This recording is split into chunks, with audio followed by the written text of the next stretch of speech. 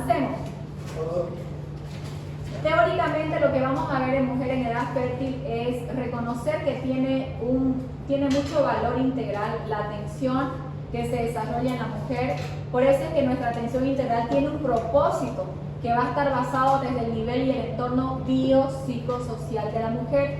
Al ser una mujer integral, nuestro servicio debe estar complementado en diferentes áreas de la mujer, basado en actividades promocionales, preventivas, con el fin de poder llevar un buen desarrollo integral de la atención de la mujer en sus diferentes etapas, e incluye las actividades del recién nacido, reconociendo que todas estas actividades son parte o derecho de la mujer dentro de los servicios que desea obtener.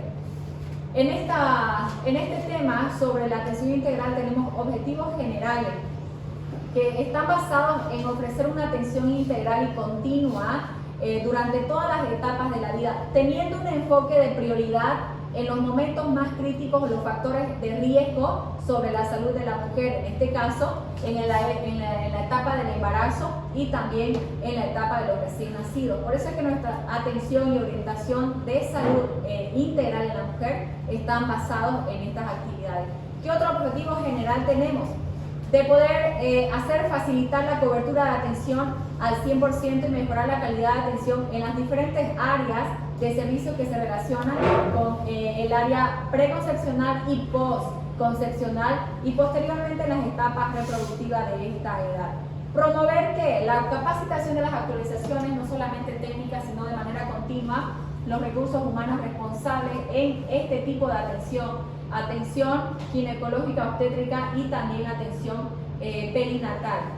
Realizar e incentivar investigaciones, por eso es que usted una vez concluye esta etapa, siempre se va a tener que actualizar la información.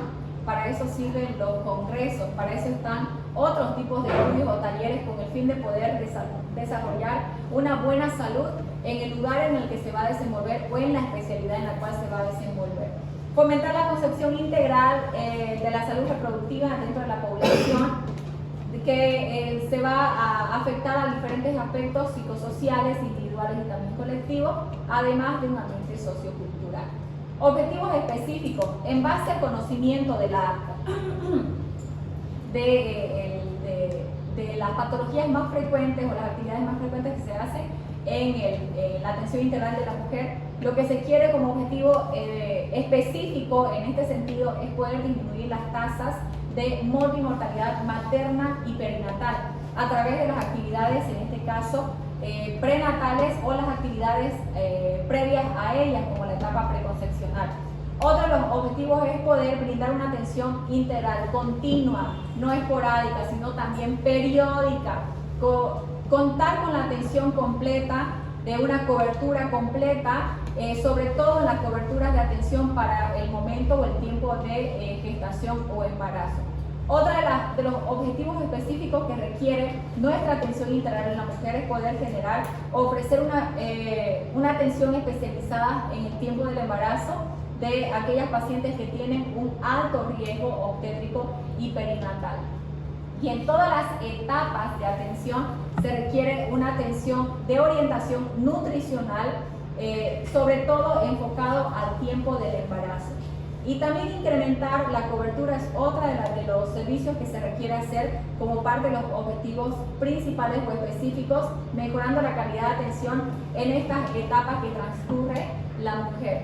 Dentro de las actividades principalmente son intervenciones que se desarrollan antes del embarazo, en la etapa preconcepcional, durante el embarazo, una orientación conjunta al recién nacido y algunas atenciones que se manifiestan durante el trabajo de parto y el parto, que es decir, en la parte del puerperio.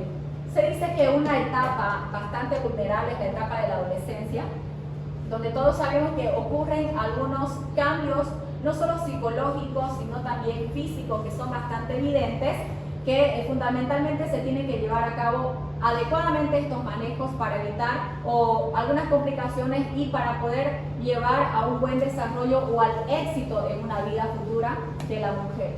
Según la OMS, la edad reproductiva comprende entre las edades 15 a 49, donde reconoce la OMS que la adolescencia temprana se manifiesta entre los 10 y 14 años y una adolescencia tardía por encima de estas edades 15 hasta los 19 años de edad, donde evidentemente hay características de esta etapa donde se manifiestan algunos cambios físicos, psicológicos, crecimiento, desarrollo, incluyen algunos planos psicológicos. Por eso es que en esta etapa vamos a hablar de otros temas que repercuten específicamente en la adolescencia, ¿no? ¿Qué más podemos ver? De esta manera es que se incluyen actividades dentro de esta vida de la mujer fértil y algunos periodos también en el interembarazo, donde se va a tratar de hacer actividades que incluyan hacer la recuperación del peso, promover el éxito de la lactancia y todas estas actividades en base a medidas preventivas sobre los problemas que más repercuten en estas etapas. Entonces, así también vamos a realizar la adquisición, el manejo y la orientación de las destrezas sobre el cuidado del recién nacido. Y de eso se trataba nuestro IEPI neonatal este día lunes que pasamos la práctica, ¿verdad? El IEPI neonatal no solamente hablamos del desarrollo integral de la atención en el recién nacido, sino también la orientación que se debe realizar en la mujer en esta etapa del posparto o en esta etapa del puerperio. Cuando se trata de las adolescentes femeninas, sabiendo que es una etapa vulnerable, una etapa donde ocurren diferentes factores o riesgos de la salud, por ejemplo, la salud sexual reproductiva, la fertilidad, algunos temas tratados sobre el asunto de la nutrición, los excesos como las deficiencias. Generalmente el sexo femenino es aquel que predomina con los sobrepesos, a diferencia que del varón, que predomina más la obesidad. Entonces, algunos aspectos nutricionales, algunos desequilibrios hormonales como el SOP, las anemias, ¿no? Algunos problemas patológicos que se van a manifestar en esta etapa. Pero si hablamos exclusivamente de la adolescencia, vamos a tocar temas o hábitos tóxicos, incluso violencia intrafamiliar.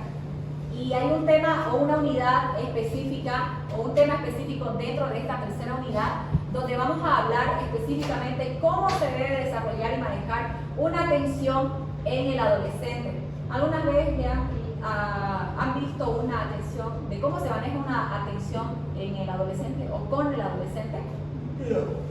¿No? Me va a contagiar su sueño, no hagas. Estoy así, ¿sabes? Estoy peleando con mi gente, con mi voz, apenas los veo, ¿no? Para que usted me contagie lo que y ahí nos reunimos todos. Muy bien. Igual por aquí no se hagan, están así con las bocas ahí, ¿no? Despertémonos, tenemos que terminar esto y avanzar. Entonces son temas exclusivos de la etapa del adolescente, por eso se dice que es una etapa vulnerable. Aquí no solamente hablamos de educación sexual, de la violencia intrafamiliar, hábitos tóxicos, de los trastornos de la menstruación, de los embarazos precoz, por ejemplo, ¿verdad? Entonces esta etapa es tan importante al inicio del desarrollo integral de la atención en la mujer. Por eso es que se plantea objetivos dentro de las actividades para explorar diferentes aspectos en esta etapa de la fertilidad, que tiene mucha importancia, sobre todo en el aspecto del sexual reproductivo de la mujer. De esa manera tenemos que ir desarrollando las actividades para poder llevar a una optimidad de atención en la cual se tiene que tomar efectivamente algunos aspectos de importancia. Por ejemplo, los entornos de vulnerabilidad, las enfermedades de transmisión sexual y el estado nutricional. Esos son los tres aspectos macro que son parte de las actividades que se realizan en la atención de la mujer. El primero se trata de los entornos de vulnerabilidad, aquellos factores sociales, que dentro de los factores sociales está la pobreza, la escasez de los recursos que impiden satisfacer estas necesidades como de vivienda, educación, alimentación, servicios de salud, que esos son factores que promueven a una buena atención o un buen servicio, un buen estado de salud integral en la mujer. El déficit como el exceso también de estos nutrientes van a dar por consecuencia un resultado favorable o desfavorable, en este caso, cuando hablamos de este entorno de vulnerabilidad. Entonces, la pobreza es uno de los límites para la mujer, para la salud de la mujer integral, de esta manera pueda llegar al éxito que se quiere realizar en la atención. Otra de las dificultades muy frecuentes son las enfermedades de transmisión sexual, ¿verdad? Estas que particularmente no se llevan muy frecuente, no se llevan atenciones frecuentemente en las consultas médicas. Muy pocas se hacen controles rutinarios, ¿verdad? Muy pocas hacemos una charla abierta con el médico paciente para poder tener acceso a métodos de diagnóstico que nos ayuden a evitar la enfermedad o a controlar la enfermedad en su mínima expresión, ¿no? En problemas que pueden, o complicaciones que se pueden desencadenar a largo plazo.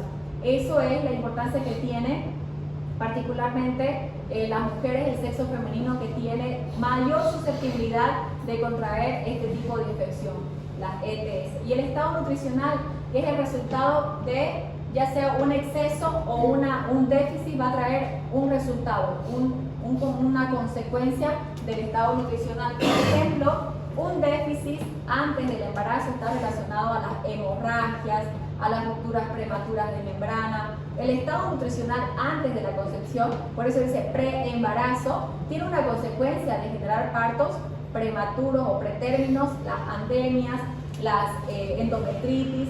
Por otra parte, también las mujeres que tengan un nivel nutricional en exceso, las diabetes gestacional, la preeclampsia y entre otras, ¿no? Entonces, todos estos factores o estos aspectos dan mucha importancia al momento de tratar nuestra atención o nuestro desarrollo integral en la mujer.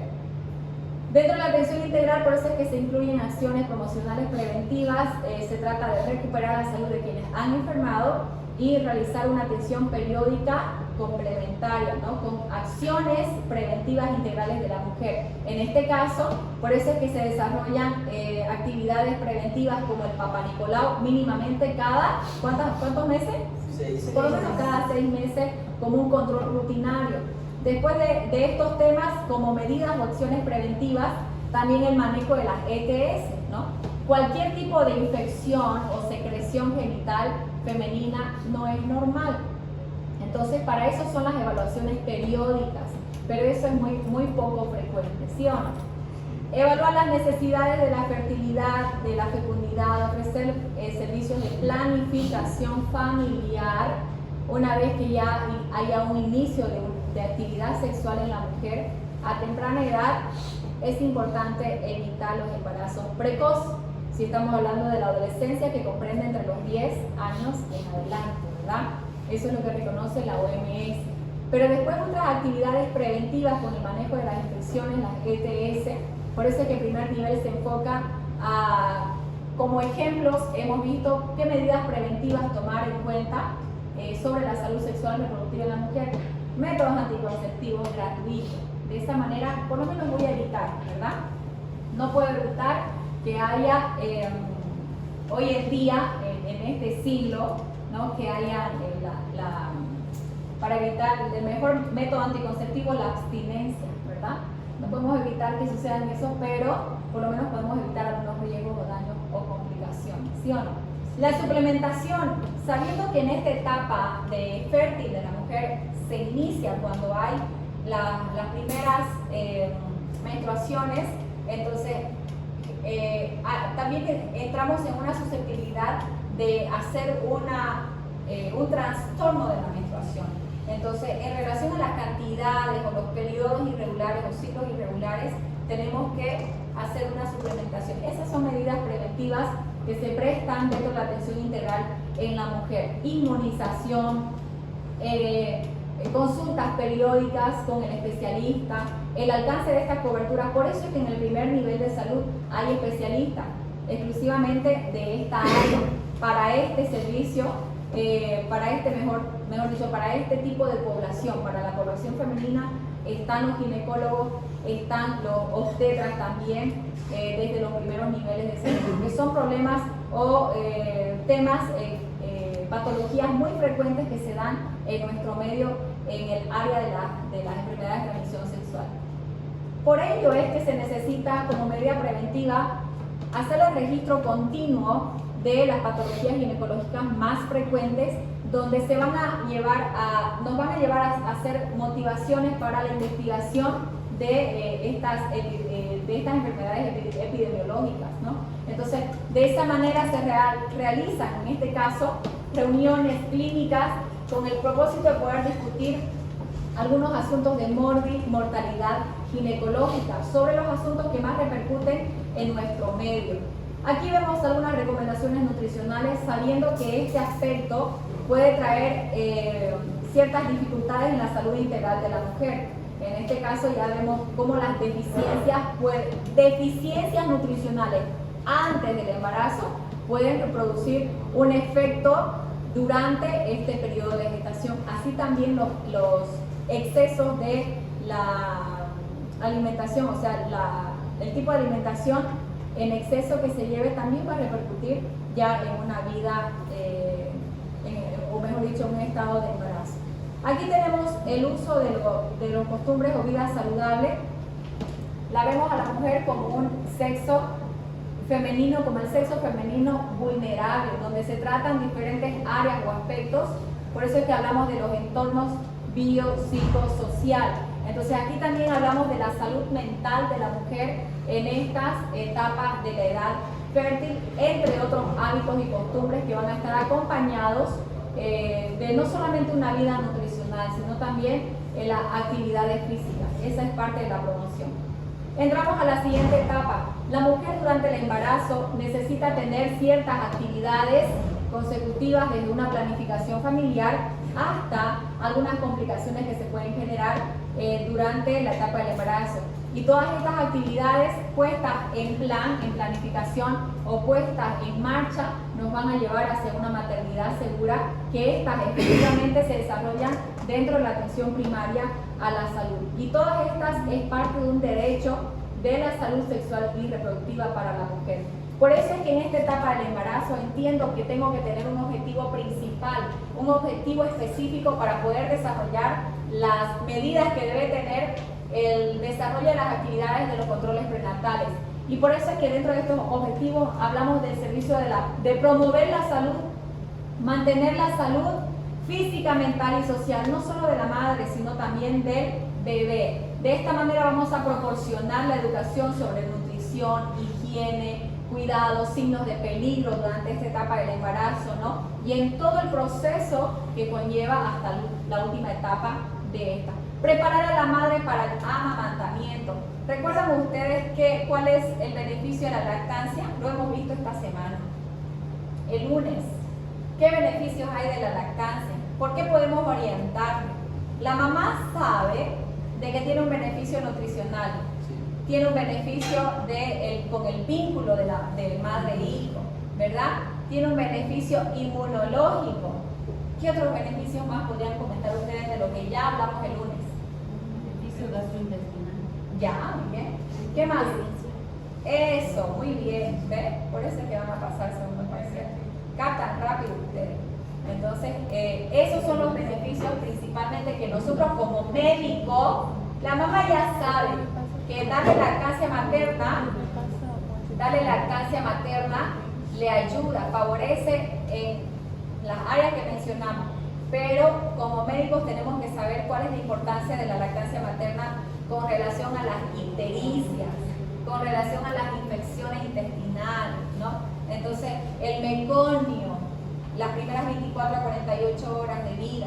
Entonces, esa es la orientación que tenemos que realizar y llevar al éxito en esta etapa del amamantamiento y los cuidados posteriores que se debe realizar con el recién nacido, ¿no? ¿Por qué? Porque hay algunas afectaciones que se pueden manifestar, como las infecciones bacterianas locales, las infecciones bacterianas respiratorias, hasta una disentería. Entonces, la orientación es tan importante en esta etapa que lo tenemos que desarrollar en todo el proceso de gestación de los 9 meses. ¿Qué más? Otro de los objetivos es poder desarrollar un plan de preparación para el parto y sus posibles complicaciones. Entonces aquí vamos a evaluar algunas áreas que se deben tratar dentro de la consulta integral de la mujer en etapa de gestación. Detectar y manejar las complicaciones es parte del objetivo y de las prácticas institucionales que se hacen en esta área o en esta etapa del embarazo, ¿no? Sean médicos, quirúrgicos u obstétricos. Entonces, una atención eficaz, significativa está dada. ¿Por qué? Porque se identifica continuamente la prestación de los servicios del médico especializado. Hay una preparación para el parto y sus posibles complicaciones. Todas estas actividades son las que se tienen que llevar en ejecución o son las que se tienen que ejecutar para que verdaderamente hagamos una atención significativa y eficaz. No nos olvidemos que dentro de nuestra calidad de atención tenemos que ser eficientes y eficaces. Eso va a demostrar, nuestro tipo de atención va a demostrar la calidad de nuestros servicios. ¿Qué más? No olvidar que dentro de nuestras atenciones tenemos que hacer actividades promocionales y preventivas. Después de conocer, por ejemplo, en el IEPI neonatal, cuáles son por ejemplo, las condiciones al nacer, condición grave, condición de cuidado y condición buena al nacer, aun cuando estemos hablando de una condición aceptable o favorable, no dejamos de hacer medidas promocionales y preventivas para evitar la enfermedad, para poder controlar la enfermedad de esta. Por eso es que hablamos de toxoide tetánico, las inmunizaciones, las suplementaciones nutricionales y también evitar el uso de tabaco, alcohol o los hábitos tóxicos, ¿no? Allá atrás, ¿en qué están? Estamos en clase. Dejen el celular a un lado, ¿ya? Por eso venimos a clase.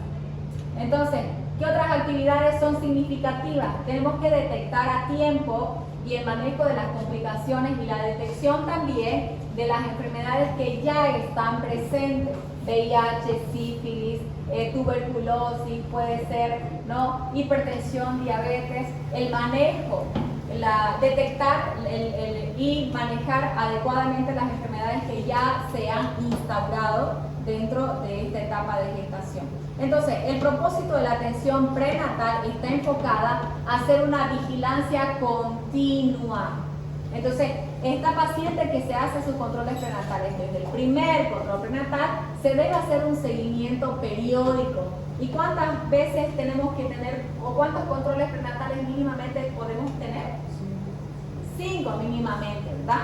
Entonces, al hacer los controles prenatales, en esos controles prenatales siempre vamos a hacer vigilancia. ¿Qué más vamos a hacer? Evaluar, prevenir complicaciones. Vamos a tratar incluso las complicaciones que se puedan condicionar a una mortalidad, no solo materna, sino también las perinatales. Lograr que el recién nacido llegue sin deterioro. ¿Se acuerdan de las dos condiciones que hablábamos en el IEPI neonatal? Lo primero que vimos en el IEPI neonatal fueron dos condiciones, una que era favorable y otra que era desfavorable.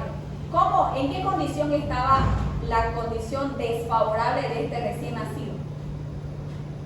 Hay un cuadrito.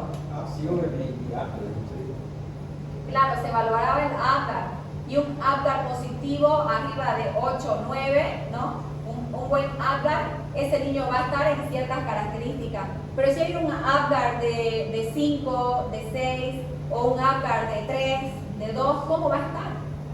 Esa condición desfavorable. Y esa condición es el resultado de lo que estamos viendo acá. Por eso es que si no hay vigilancia, controles o detección temprana y control de las complicaciones, el resultado va a ser un deterioro. Aquí dice sin deterioro, porque ese es el fin de realizar nuestros controles prenatales periódicos, ¿no? A través de todas las actividades que lo vamos a ver en un plan, según la primera, segunda, tercera, cuarta consulta prenatal, según el orden cronológico. Considerando que esta atención integral no solamente es física, sino es psicológica, sino es social también, bajo el marco de los derechos humanos que tiene la mujer. Entonces, ¿qué vamos a hacer? Detectar precozmente, ¿verdad? Las enfermedades que se pueden instaurar. Entonces, nosotros nuestras actividades anticipadas van a estar reflejadas dentro de estos parámetros. Parámetros para evaluar son estos aspectos que físicamente tenemos que practicar dentro de la consulta. Así sea que la mujer no venga por un problema de disuria, por ejemplo. Nosotros tenemos que ir a evaluar y sacar la información correspondiente que me está diciendo si sucede esto en cualquier etapa del embarazo, pueda ser un parto pretérmino y complicaciones y voy a tener como resultado una condición grave del recién nacido, cuando lo que tengo que lograr es que ese recién nacido llegue a las 40 semanas de gestación, porque el mejor lugar de hábitat para un feto, para un neonato, para un bebé, es el vientre de la madre. Por eso es que hay pacientes que inician con una preeclampsia, mejor dicho, inician con una hipertensión, el embarazo, cuando no hay un control, estas pacientes empiezan a hacer manifestaciones de contracciones uterinas desde la semana 26, ¿no? O sea que estas mujeres en esa etapa de gestación, en esa condición, por nada más están internadas más de 10 días, semanas y semanas, y algunas de estas, cuando no se controla el nifedipino, seguramente han escuchado la utilización del nifedipino, es muy utilizado para este tipo de pacientes. Todo el tiempo hacen contracciones uterinas, ¿no? ¿Embarazado? Claro. Claro, nifedipino igual se utiliza, el alfa-metildopa también. Entonces, esos son los tratamientos farmacológicos que por nada más son tratadas intrahospitalariamente, porque estas mujeres ya quieren hacer, ¿no? Ya quieren hacer, a ellas reposo absoluto, ¿no? Descanso, evitar el estrés, ¿no? Entonces, todas esas características son parte de nuestra vigilancia constante en estas pacientes. ¿Y hasta cuándo se las tiene que mantener internadas? Por lo menos hasta que llegue las 37 semanas de gestación, ya se hace cesárea. Pero imagínense que embarazada va a querer estar semanas internada en esa situación, ¿verdad? Entonces, ese es el sentido de prioridad que tenemos que tener. En cada evaluación, evaluar estos parámetros, vigilando estas condiciones. Malnutrición. Tenemos que ver el aspecto de la piel, la hidratación, piel y mucosas deshidratadas blancas, ¿verdad? Aspecto, pálido, palidez. Entonces, esas son las condiciones que tenemos que evaluar. En cuanto a las infecciones, si es que hay fiebre, si es que hay disuria, ¿no? Es suficiente que usted pregunte, las preguntas más frecuentes que se hacen en las consultas prenatales es ¿cómo es su recurrencia en el baño? Uy, voy cada rato, ni bien me siento y me levanto otra vez, quiero ir al baño a hacer pis, dice, ¿no? Entonces estamos hablando. Ahora, en las multíparas, hay algo que también diferenciar. En las multíparas, sobre todo en esta última etapa de gestación, en el tercer trimestre, por el ¿cómo se dice? La ley de la gravedad, el peso va a hacer que presione, hay una presión en la vejiga, ¿verdad? Entonces, por eso es que no contienen muchas cantidades de orina y van al baño. Pero una cosa es esa condición y otra condición que se manifiesta en las multíparas, por ejemplo, cuando son multíparas y hacen parto con un producto de mayor peso de 4 kilos o que hayan tenido complicaciones en el embarazo, estas multíparas hacen dehiscencia de vejiga. Entonces, ¿qué es lo que tiene que valorar usted más allá de haber una posible infección? Por ejemplo, ¿cómo se puede dar cuenta si está mojando la ropa interior de orina o de líquido amniótico? ¿Se imagina que en el último trimestre de embarazo que no identifique eso, al final en cuestión de horas o semanas ya va a estar con una bolsa seca, ¿no? Porque van perdiendo líquido amniótico y no se dan cuenta. Entonces, todos esos detalles se tienen que indagar, se tiene que evaluar en la paciente. ¿Hay algún tipo de secreción? No hay. Así hay. Sí. ¿Tiene picazón? No me pica, pero creo que tengo esta característica de secreción. ¿La ropa interior moja la ropa interior? No, doctor. O sí, pero no sé si es, y eso es lo que le dicen en la consulta, pero no sé si es el pipí porque a veces no me aguanto y de ir al baño y me gana, digamos, ¿no? Y esa condición es muy repetitiva, pero nosotros que somos la parte médica tenemos que aprender a identificar estas dos condiciones. Por eso es que en algún momento le pregunté a ustedes ¿Qué característica tiene el líquido amniótico? Tiene que tener un olor específico, ¿verdad? La característica es que generalmente es claro. Ahora sí estamos hablando de cuando hay ruptura prematura, si es un feto pretérmino, o sea, estamos hablando de semanas de un paciente o un feto prematuro, el líquido va a ser cristalino, digamos. Entonces tiene ciertas variabilidades, pero eso, ¿a qué está enfocado esta evaluación? A indagar cada uno de estos aspectos que pueden ser muy importantes más adelante. Entonces, ¿qué relación tiene la infección urinaria con las secreciones genitales? ¿Por qué es un riesgo? ¿Por qué se considera un riesgo durante cualquier etapa del embarazo? ¿Pero qué hace la infección? Lo que pasa es que el agente que provoca la infección, el agente bacteriano, atraviesa la barrera placentaria, o sea que provoca una ruptura, ¿verdad?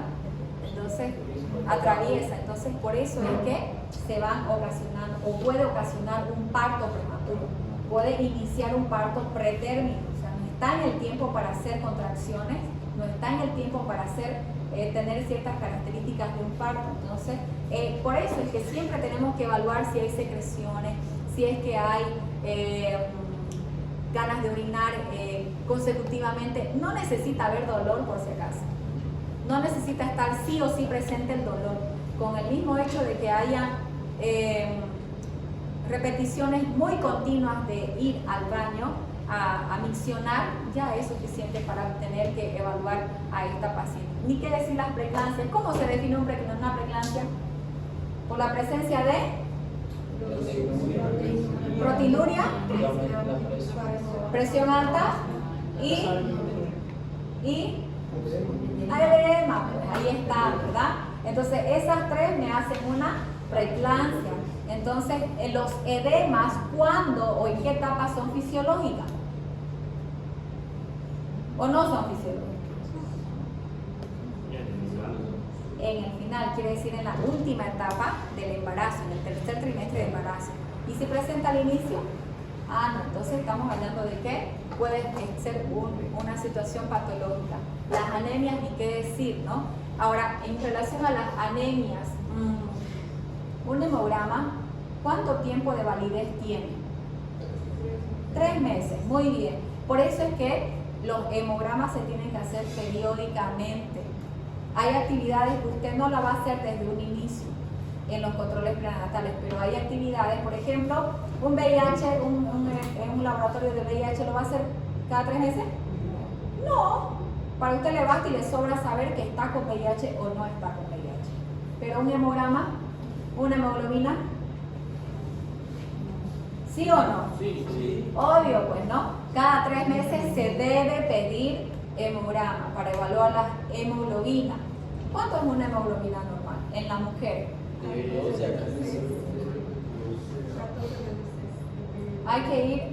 la mujer es un rango y en el varón es otro promedio.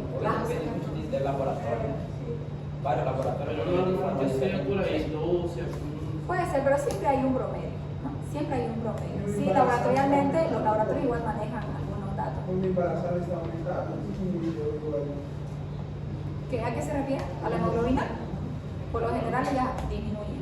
Por eso hablamos de la anemia, ¿no? Hacen anemia de 10, 11, y cuando ya estemos hablando de ese valor, ya hay que tomar medidas preventivas. Si hace 9, 8, imagínense, ¿no? A ella sí o sí, cuando no se logra controlar las anemias en la etapa gestacional, en las últimas etapas de la gestación, se debe ya preparar los paquetes globulares, porque sabemos que un parto o una cesárea, y sin variar, o sea, sin tomar en cuenta todavía que no sabemos si es una paciente que es sangrona, por eso se pide los valores, la BCG, la troponina, ¿no? Son los valores sanguíneos que nos ayudan a identificar la coagulación, por ejemplo, tiempo de coagulación, etc. Entonces, todos esos valores son importantes, por eso es que se debe realizar los hemogramas por lo menos cada 3 meses, ¿no? Entonces, Enfermedades mamarias, desde el inicio, no solamente los abultamientos, no solamente la presencia de algunos nódulos, quistes, etcétera, sino también al examen físico. ¿Qué vamos a evaluar en la mama? ¿Cómo? Después de eso, la forma, a ver, más allá de las mamas, el pezón invertido o el pezón plano son complicaciones porque sabemos que el recién nacido, ¿dónde se va a alimentar? ¿Verdad? Y si no se alimenta, ¿qué va a hacer? Ictericia. Y una ictericia a nivel, en zona 4 y 5, ¿qué resultado puede traer? Muy severo. ¿Qué? ¿Pero qué? Ya pasamos eso, ¿no? ¿Ah? Kerníteres. Ah, ya, se acordó. ¿Qué es el kerníteres? Entonces, eso puede traer daño irreversible a nivel del sistema nervioso. ¿Se da cuenta? Entonces, desde una característica física de la mama, ya podemos ver o evitar complicaciones posteriores cuando estemos hablando cuando ya estemos con el recién nacido. ¿Qué otra? Sufrimiento fetal. ¿Cuándo? Valor normal de la frecuencia cardíaca fetal. 120 a 160, ¿ya? ¿Por qué se evalúa sufrimiento fetal o muerte fetal? Sufrimiento cuando hacen taquicardia generalmente, ¿no? Taquicardia por encima de los 160. Y muerte fetal cuando este niño está orbitando. ¿Qué hace? La frecuencia cardíaca disminuye. La bradicardia menor a los 120 latidos por minuto, ¿verdad? Por eso es que cuando la madre viene a los controles prenatales, siempre, además de hacer la rutina que hacemos con maniobras de Leopoldo, la posición, la frecuencia cardíaca, mamá, ¿se mueve tu bebé durante el día? Uy, mucho. Me hace doler, te dicen, ¿no? O por último, no, más o menos. Hoy se ha movido en la mañana una vez, pero después ya no. Entonces, o hay embarazos donde la última vez que me tocó ver esta condición de óbito fetal, así la barriga, ¿no? Y le estábamos haciendo las maniobras, le estábamos haciendo la frecuencia, no hallaba frecuencia cardíaca. No hallábamos frecuencia. Y usted está con la mampara ahí, evaluando a la mujer embarazada, y cuando llega la frecuencia cardíaca, el médico que estaba acá me decía, doctora,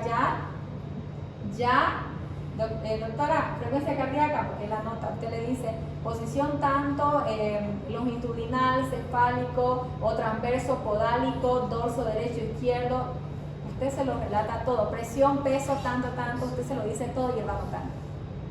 Él va anotando. Ya, doctora, frecuencia cardíaca, ¿qué le voy a decir si estoy aquí con la mamá? No encuentro, digo, está óbito, no, pues no. Entonces, en ese momento se levantó por pena de la mamá, ¿no? Porque son las primeras en que, ¿qué está pasando? ¿Qué fue? ¿O no? Algo está pasando, ¿qué? Se empiezan a poner en mal, entonces se levanta y él presiona más fuerte, nada, al ratito, ¿no? Vamos a quirófano, vamos primero a ecografía, porque a través de generalmente estos transductores que se realiza para sacar o hacer las ecografías morfológicas, etcétera, captan mucho mejor el sonido que un aparato de fetocardia. Entonces se la llevó a ecografía, no da. ¿Qué resultó? Un óbito fetal. Entonces, mamá, ¿cuándo fue la última vez que se movió? Pero creo que anoche se estaba moviendo, hoy en la mañana yo no sentí que se movió. Entonces, muchas veces podemos toparnos con estas características, por eso es que es importante evaluar si hay sufrimiento, si hay poco movimiento fetal, ¿no? Esas son las evaluaciones. Y la ITS, que ya hemos visto bastante sobre esto, ¿no? Es importante. La orientación y promoción de la salud, siempre evaluamos la alimentación, el aspecto nutricional, la necesidad de descanso. ¿Por qué?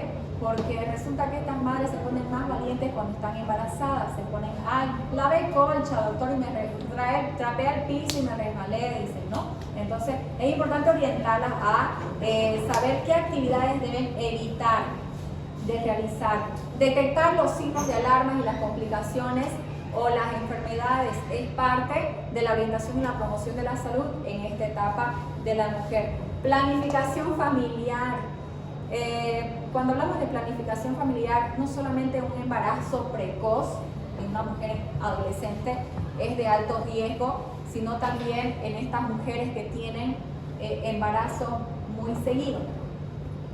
Y más aún si aquellas mujeres que, por ejemplo, yo les doy un claro ejemplo. Una mujer que acaba de desembarazar, está con el bebé de 3 meses a 4 meses y otra vez embarazada, ¿no? Y justo ese embarazo, ese último embarazo que se realizó, que tuvo, fue por un parto por cesárea. Entonces se da cuenta cómo está la herida. La herida no está completamente sana. Entonces a ese tipo de pacientes se les tiene que realizar una cesárea iterativa. Por lo menos, ¿cuánto tiempo debe pasar? 3 años, dice la obstetricia. Entre 2 a 3 años. Lo más recomendable, mientras un poquito más alejado esté, es mucho mejor. Eso significa menor riesgo. Entonces, ahora, si una mujer se le practica cesárea, espera 3 años o quizás un poco más, dependiendo de su situación, de lo personal, incluso puede ir a un parto normal, según las condiciones. Pero si es antes de esto, 1 año y medio, 2 años, directamente va, ese nuevo embarazo va a cesárea. No se puede realizar un parto. Entonces, eso también hay que registrarlo y preguntarlo, conocerlo a través de la historia clínica. La lactancia materna, los beneficios que tenemos, evitar los problemas que hay en la lactancia. La profilaxis, evitar las zonas endémicas en el tiempo del embarazo, ¿no? Que pueden contraer complicaciones como rigidez de nuca, convulsión, estas enfermedades. Y lógicamente evitar los hábitos tóxicos. Preparación para el parto, preparar los artículos necesarios, identificar quién va a ser el asistente que va a asistir ese parto. Hay mujeres que se realizan sus controles prenatales en los establecimientos de salud, pero después deciden, no, yo quiero tener mi hijo o quiero hacer mi parto o la cesárea en una clínica privada. Entonces es decisión exclusiva, ¿no? Identificar la forma del parto, dice el sitio, ¿no? El lugar donde se van. Hay partos que pueden costar en una clínica o un servicio de salud privado entre 3.500 para arriba, bolivianos. Hasta las cesáreas pueden llegar a costar hasta 20.000 bolivianos, ¿no? Entonces todo es variable y si esta paciente decide hacerlo, pues está en su libertad. Identificar quiénes van a hacer su apoyo en este tiempo del embarazo, última etapa del embarazo y después del parto. Y también establecer, dice, un esquema financiero. Son las dos partes que se deben hablar al momento de hacer este tipo de preparación para el parto. Y finalmente también las preparaciones para las complicaciones. Aquí podemos formular la toma de decisiones, porque imagínense que hay esta mujer embarazada sabe que inició con hipertensión o inició con diabetes, y en una cirugía, cualquier tipo de cirugía, siempre van a haber riesgos. Entonces tiene que estar preparado para toma de decisiones, o el bebé o la mamá, por ejemplo, ¿no ve? Entonces tiene que hablarse de estos temas. Establecer según cómo se vayan desarrollando las consultas prenatales. Ya hemos hablado del plan de esquema financiero, efectuar arreglos con el sistema de transporte, el traslado de la paciente y establecer un plan de donación de sangre. Hay pacientes o personas que respetan bastante su religión, donde hay personas que cuando, como les dije, no se arregla, no se soluciona el tema de las anemias, las llevan a parto, las llevan a cesárea y sangran bastante. ¿Cuál es la indicación terapéutica? Reposición, paquete lobular. Y si la paciente está en esta condición y es testigo de Jehová. Yes. En Brasil hay discusión para que Jesús pague. Yo he visto en hospital el manejo. La paciente, para eso son los consentimientos informados. Todo paciente que se vaya a realizar un procedimiento quirúrgico debe firmar un consentimiento informado, donde le está diciendo, le doy permiso, me someto a los riesgos que puede tener la cirugía, así sea un apéndice, así sea una extracción de uña, no sé, siempre tiene que, el día que usted o su residente se olvide, créame cómo va a corretear para hacerle firmar y ha pasado al familiar, y ha pasado porque a veces se olvidan de hacer firmar el consentimiento informado y ya se le practicó la cirugía. Ahora, súmele a que haya habido una posible complicación. ¿Qué va a hacer? Me saca los pelos, ¿no? ¿Ves? Por eso es que hay que firmarlo antes, no Las después. emergencias, doctor, trae un milagro que ¿Cómo? las emergencias. En las emergencias generalmente viene acompañado por alguien. Entonces ahí también se tiene que buscar. No se puede, es una forma de violentar a una persona que no le has pedido permiso para practicarle algo. Eso es parte también de un asunto legal. Ahora que yo les ponía este ejemplo, es testigo de Jehová y los testigos de Jehová rechazan las informaciones. ¿Qué va a hacer usted?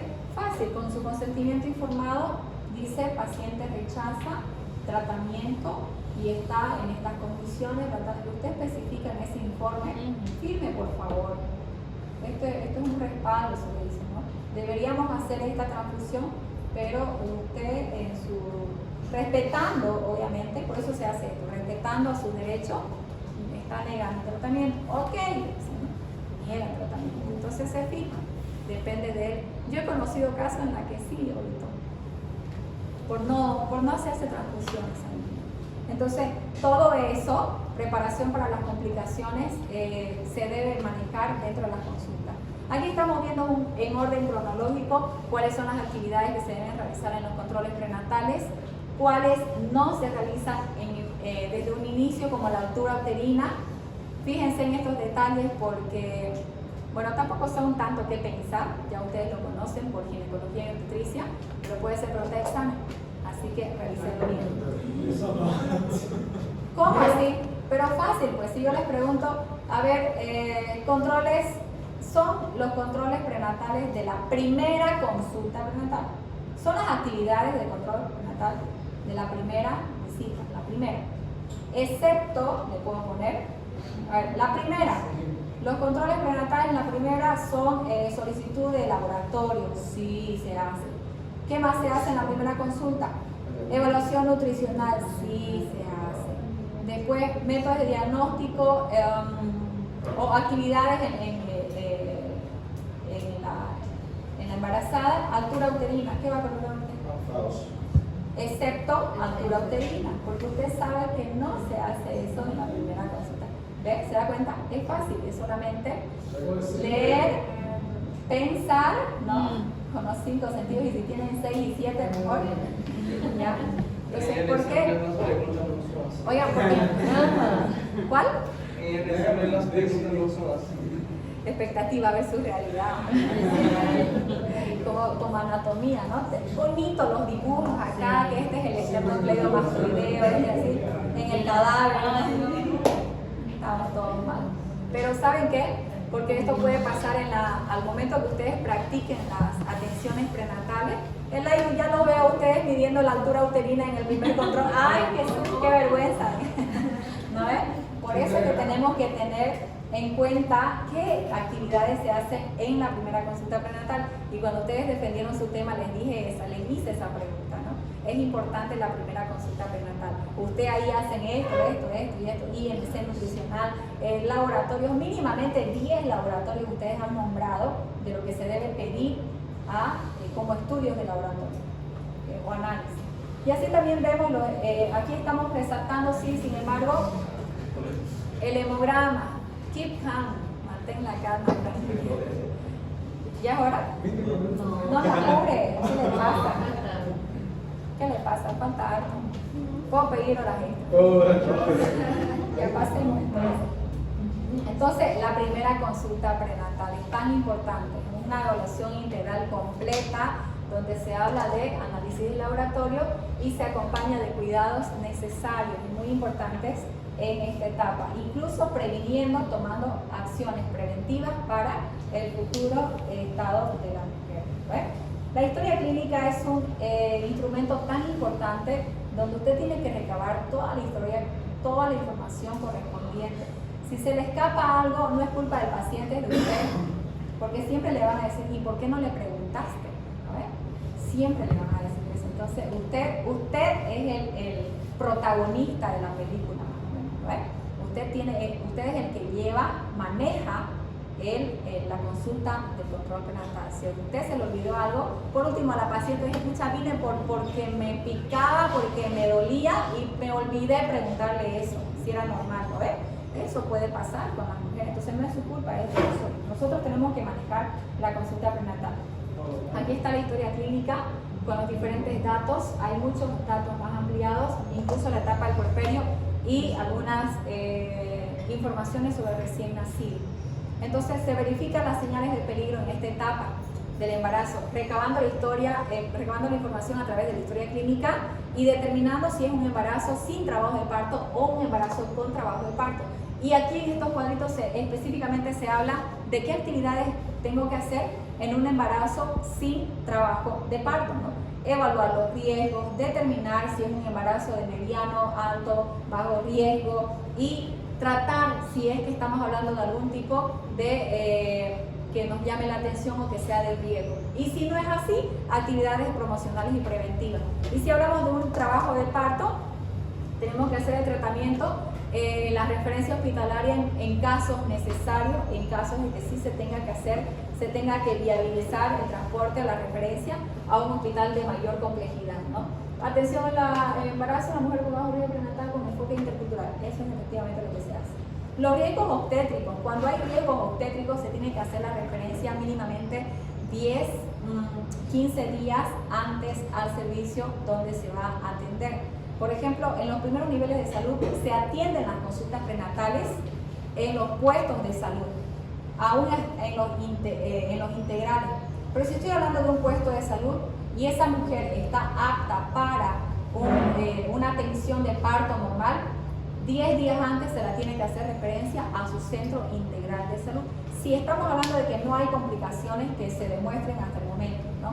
Pero si ya hay complicaciones o son pacientes especiales, vamos a decir, con alto riesgo obstétrico o que tengan esas características, las vamos a hacer referencia hospitalaria directamente, ¿no? Para que sean tratadas con el especialista. El plan de parto, pasando el embarazo al plan de parto, lo que hemos visto ya anteriormente, los puntos que hay que reconocer, se deben manejar en la consulta prenatal, no olvidando que también es necesario recomendar o consultar incluso la posición. Generalmente esto ocurre en los lugares alejados, ¿no? En los lugares rurales.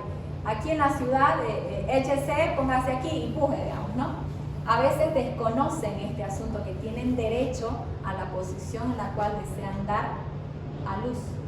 Generalmente en el interior dicen, no, yo prefiero así, arrodillada, yo prefiero así, que echada, yo prefiero de sentada, ¿no? Entonces, son diferentes posiciones que son parte del derecho de toda mujer de dar a luz. Este es el carnet o control prenatal, el cartoncito del control prenatal que en cada control se debe traer indispensablemente.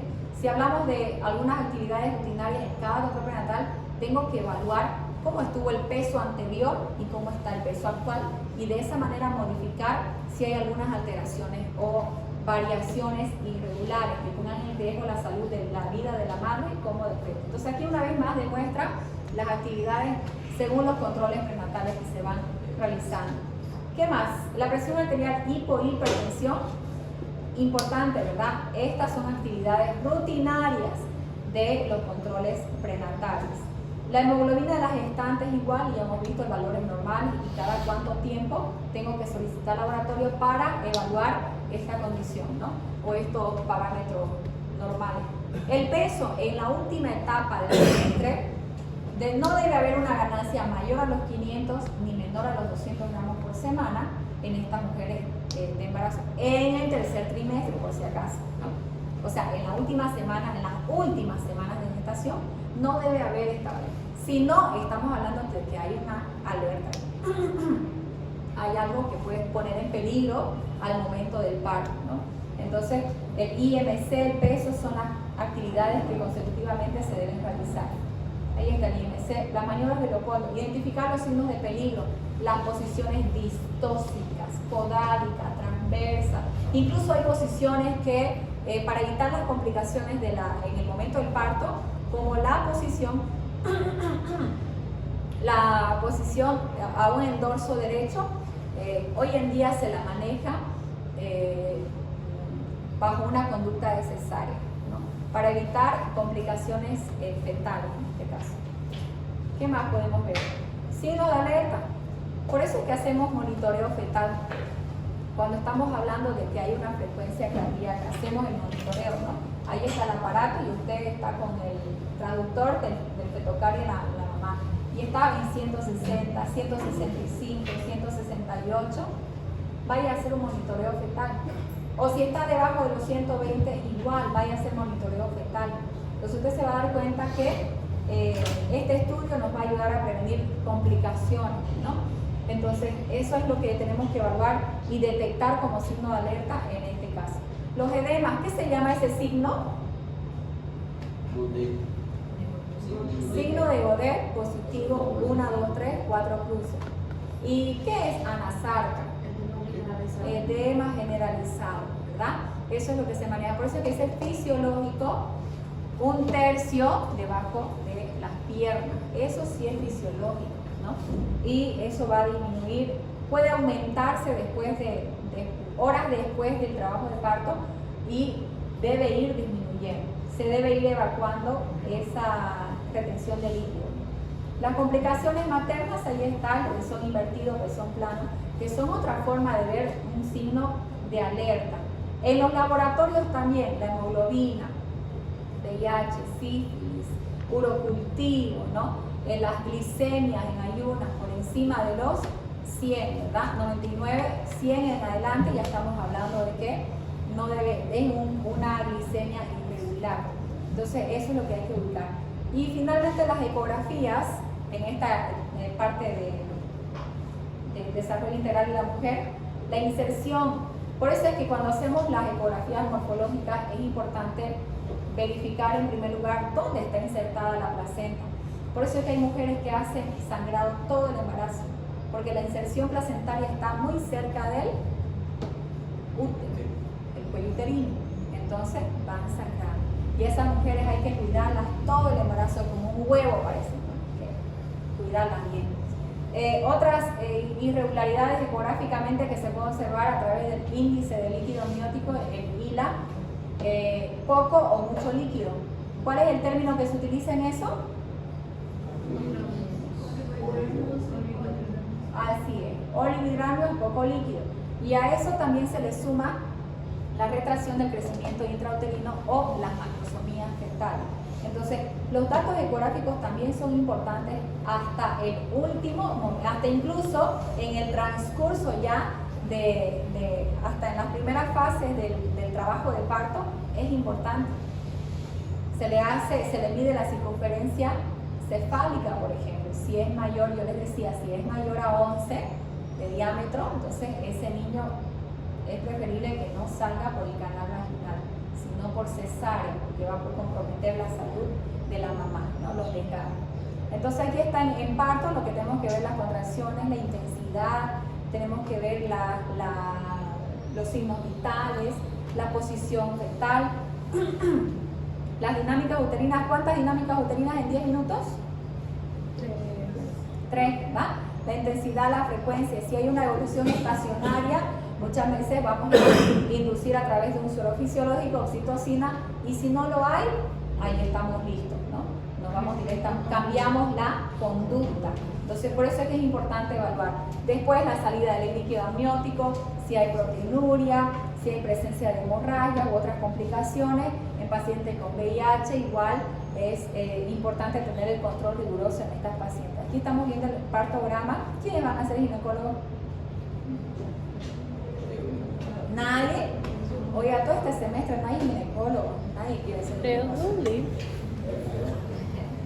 La identificación de señales de peligro también, ¿no? Y lo último de lo último, el fin del fin, ¿no? Puerperio. Así de largas somos nosotras, así que aguanten. Así de largas y complejas Una son. garrafa, todo. ¿Qué?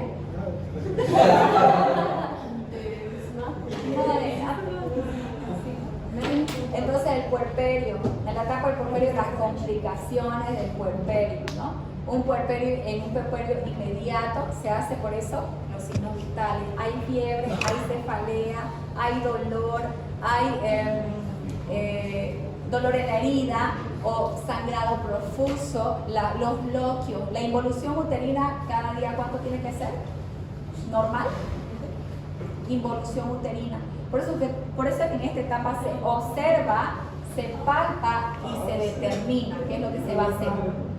Se observa si hay palidez, está perdiendo mucha sangre, se está desangrando, ¿no ve? Hay una indicación en la cual salen después del cesárea de parto. Y esas indicaciones, a medida que se van evaluando los signos vitales, por ejemplo, una mujer que se está desangrando mucho después del parto, además de haber tenido una indicación de, por ejemplo, vitamina K, siempre salen con vitamina K, ¿no? Para evitar. Toque la puerta. Entonces, esas son, aparte que ella se fue ahora temprano en clase. Así, ¿no? Bien bichadita. Entonces, son prácticas muy importantes que no se debe dejar de pasar. El sangrado, las características de los bloqueos, el olor, ¿no? Entonces todas esas son condiciones que la involución uterina, les decía, 2 tercis, 3 tercis del dedo, ustedes van a evolucionar eso en su paciente. Y por lo menos debe haber 2 centímetros que debe ir involucionando, o sea, volviendo a su estado original, a su posición original, el útero. Entonces, eso. Además del sangrado, ustedes tienen que ver la herida. Mamá, voy a revisar los bloqueos, usted abre el pañal.